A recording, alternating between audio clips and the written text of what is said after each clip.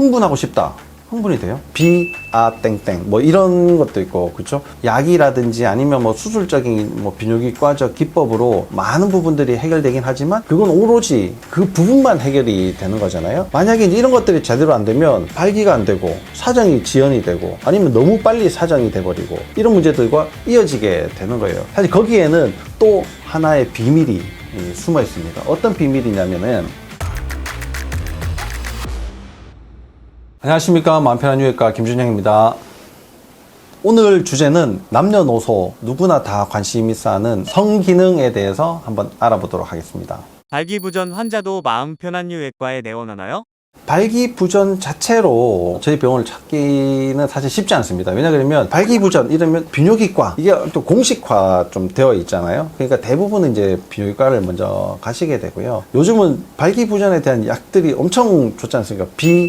땡땡 뭐 이런 것도 있고, 그렇죠? 뭐 그 자체로 이제 찾아오시는 분들이라기보다 자율신경에 문제가 있으신 분들이 발기도 잘 안 되거나 뭐 사정이 지연되거나 여러 가지 성적인 문제에 관련이 돼서 오셔가지고 치료를 받으시면서 그런 것들이 좋아졌어요, 뭐 이런 이야기들 하시는 분들이 좀 있죠. 자율신경이 성기능적으로는 어떤 영향을 끼치나요? 당연히 이 자율신경은 내 몸의 여러 가지 상황을 자율적으로 조절을 하는 거거든요. 흥분하고 싶다.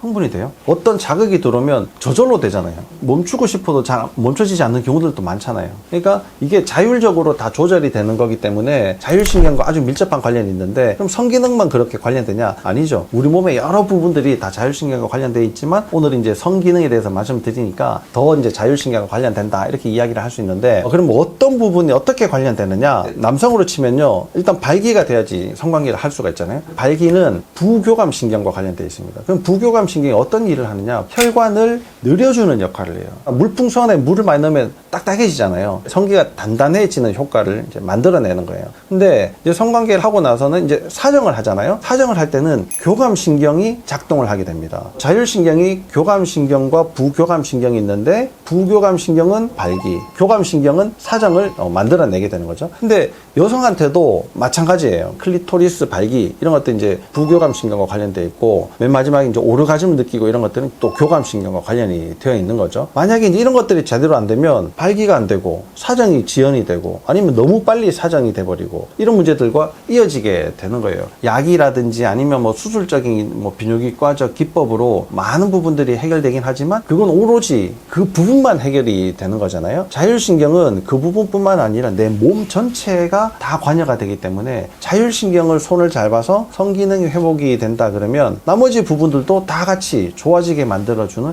효과가 있는 거예요. 척추와 성기능은 어떤 관련이 있나요? 엄청 관련이 많죠. 허리 운동이 되어야지만 그 관계라는 것을 할 수가 있지 않습니까? 사실 거기에는 또 하나의 비밀이 숨어 있습니다. 우리 몸의 척추가 이제 이렇게 생겨져 있어요. 파란색이 이제 등 척추고 녹색이 이제 허리 척추입니다. 근데 이 안에는 보시면은 이렇게 이제 신경이 뻗어져 나오잖아요. 뇌에서부터 시작해서 척수신경이 뼈를 이제 관통해서 쭉 내려가면서 가지를 뻗어요. 우리가 알고 있는 자율신경이라고 하는 거는 이게 등 척추가 주 역할을 하는 곳입니다. 부교감신경은 뇌와 이 허리에서 작용을 하게 돼요. 그러니까 척수를 쭉 타고 내려와서 이 밑에서 부교감신경이 아래쪽으로 이제 내려가게 되는 거거든요. 이 골반 안으로 이제 타고 이제 내려가는 거죠. 근데 부교감신경의 끝이 여기 허리 1번, 2번 요 사이쯤에 있어요. 그러다 보니까 허리의 힘과도 관련이 되겠죠. 허리가 튼튼한 사람이 부교감신경이 훨씬 더 잘 보존이 되겠죠. 그럼 부교감신경은 아까 뭐랑 관련된다 그랬어요? 발기랑 관련된다. 근데 요즘 발기 안 되는 남자들이 너무 많거든요. 자위행위를 많이 해서 이제 발기가 잘 안 된다 이런 이야기들도 있지만, 실제는 이 부분이 망가졌기 때문에 부교감신경에 문제가 생겼고, 부교감신경에 문제가 생기면서 발기가 안 되는 경우들이 훨씬 더 많고, 또 이 골반이 틀어져 있으면 또 이제 신경의 작용들이 문제가 생기거든요. 그러니까 발기가 안 되고 사정에 문제가 생기는 분들이 굉장히 이제 많아지게 된 거예요. 등 허리 부분은 왜 고장이 나느냐? 오래 앉아 있을 때가 문제입니다. 오래 앉아 있으면 반드시 요 부위가 문제가 생기게 돼요. 이 부위가 문제가 생기면 발기가 잘 안 된다라고 보시면 됩니다. 부교감신경에 이제 문제가 생긴 거예요. 내가 앉아 있는 업무를 하더라도 중간에 수시로 서서 사무실 한 바퀴나 화장실을 한번 다녀오거나 한 번씩 걸어야지 이제 되는 거예요. 그 관리를 잘 하셔야지만 발기 능력을 유지를 하는데 아주 중요하게 이제 쓰여진다라는 겁니다. 물론 저희는 여기에다가 자율신경 치료를 하죠. 프롤로를 이용을 해서 인대 강화를 하고 부교감신경을 좀 더 안정시켜주는 치료를 하긴 하지만 본인이 이제 관리를 하시는 거는 걷는 것이 가장 좋다라고 말씀드릴 수가 있어요. 성교통이 심한 이유가 뭐? 성교를 할 때 통증이 생긴다 이런 거죠. 그걸 막기 위해 가지고 애무를 충분히 해주고 여성한테서 애액이 충분히 나왔을 때 이제 삽입을 해야지 되고 뭐 이런 이제 기본적인 관리를 하지만 그렇게 충분히 했음에도 불구하고 통증을 느끼시는 분들이 있거든요. 근데 관계를 할 때 통증이 생기면 그나마 다행인데 평상시에도 아프신 분들이 굉장히 많아요. 계속 그 부위가 불편하고 아프고 이상한 느낌이 들고 이런 분들이 굉장히 많거든요. 그런 분들은 왜 그런 문제가 생길까? 척추에 문제가 생겨져 있기 때문에 그렇습니다. 두 번째는 골반이 틀어져서 그래요. 골반이 틀어지는 이유는 뭐 너무나 많이 알고 있지 않습니까? 내가 골반이 틀어졌는지 아닌지를 확인하는 방법들도 너무나 많이 알려져 있어요. 근데 이런 문제들을 어떻게 해결할까는 사실 알려진 바가 별로 없고 신경 차단술이나 소음순, 대음순 수술을 하거나 뭐 이렇게 이제 간단한 방법으로 해결해 보려고 하지만 실제 이런 문제로 고통받는 분들은 너무나 많이 있습니다. 그 원인이 척추에 있는데도 불구하고 못 찾아내기 때문에 문제인데 이 부분의 문제는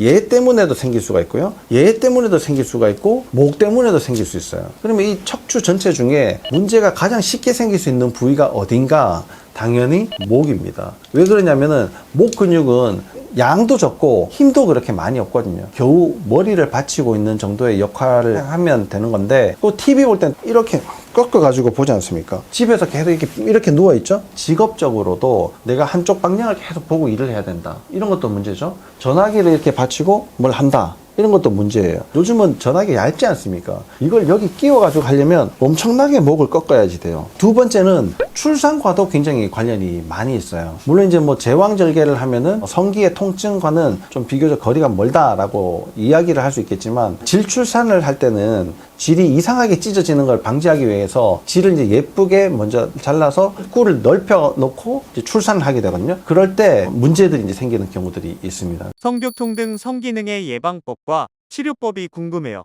통증이 어느 정도 있다가 사라지면 다행인데 사라지지 않는 정도의 통증은 사실 혼자서 관리하기가 좀 너무 어렵고요. 혼자서 관리를 한다 하더라도 시간이 너무 많이 걸리는 경향들이 이제 생기게 됩니다. 그러니까 원인을 잘 찾아가지고 제대로 이제 교정을 하거나 아예 그런 문제가 생기지 않도록 예방을 먼저 하는 게 좋은데 가장 첫 번째 내가 어디가 문제가 생겨서 어떻게 이제 교정을 하고 어떻게 예방을 할까? 그게 첫 번째가 척추가 되어야 된다는 겁니다. 척추 중에서도 일단 목이 가장 중요하고요. 또 현대인들이 이제 좌식 생활을 많이 하다 보니까 골반에 문제가 이제 생길 가능성이 많고 세 번째가 등과 허리가 이어지는 부분에 문제가 생길 가능성들이 굉장히 많아집니다. 이런 분들은 몸을 좋게 하기 위해 가지고 무거운 거 드는 운동 이런 거 좋겠습니까? 그건 안 좋겠죠. 계속 뛰는 운동 이거 좋겠습니까? 그럼 좋지 않죠. 만약 그런 문제가 있다 그러면 척추를 계속 압박하는 이런 행위, 무거운 걸로 짓누르는 행위, 뭐 이런 것들이 문제가 되겠죠. 이 외에 숨어있는 문제 중에 내 몸의 혈액순환을 개선시키기 위해서 만성염증을 없애는 것도 굉장히 이제 중요한 거예요. 화학적으로도 만성염증이 계속 있으면 신경의 기능에 문제가 이제 생기게 되는 겁니다. 이 화학적인 문제의 만성염증 본부는 바로 장입니다. 그래서 이 장 상태가 별로 좋지 않다.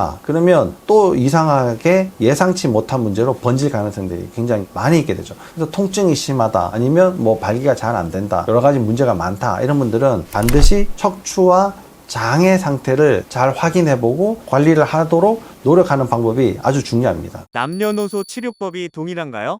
남녀노소 누구나 다 이제 치료 방법은 동일한데 어떤 상황에서 만성염증이 잘 생기는지 척추의 어떤 부위가 어떻게 고장이 나 있는지는 사람마다 다 조금씩 다를 수 있거든요. 그러니까 그걸 어떻게 이제 적용하느냐가 다르게 되는 거죠. 그 사람의 상태에 따라서 여러 가지 접근법으로 이제 치료를 하게 되는 겁니다. 성에 관한 문제는 대놓고 이야기를 하기도 사실 힘들기 때문에 혼자서 고민하는 경우가 굉장히 많이 있습니다. 물론 이제 뭐 치료를 해주는 곳도 많고 그 많은 분들이 또 좋은 성과를 이제 보기도 하지만 저희 병원에서 치료를 하는 거는 여러 문제와 함께 동반되어 있는 발기 문제 아니면 성교통의 문제 이런 것들을 같이 이제 관리를 하고 있는데요. 이게 잘 관리가 되면 내 몸 전신의 문제도 같이 좋아질 수 있다는 것을 꼭 명심해 두시고 여러분들의 척추와 장 건강을 마지막으로 좀 더 신경 쓰시라고 부탁을 드리면서 오늘 영상은 마치도록 하겠습니다. 아프지 마시오. 감사합니다.